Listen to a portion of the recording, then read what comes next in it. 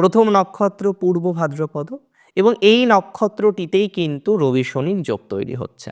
আমি অত্যন্ত দায়িত্ব নিয়ে বলছি, এই সময় অনেক বেশি সচেতনতা আপনাকে রাখতে হবে। সচেতন না থাকলেই কিন্তু সমস্যা, বিপদ। এই সময় সচেতন না থাকলে বিভিন্ন রকম ক্রাঞ্চ আসতে পারে, পিতা মাতার সাথে সম্পর্ক খারাপ হতে পারে, বিশেষ করে পিতার সাথে। যে কোনো গুরুজন আপনাকে ভুল বুঝতে পারে। গুরুজনদের সাথে এই সময় সঠিক সম্পর্ক নিয়ন্ত্রণ করা কর্তব্য। গুরুজনদের সাথে সঠিক সম্পর্ক এই সময় রাখতে হবে।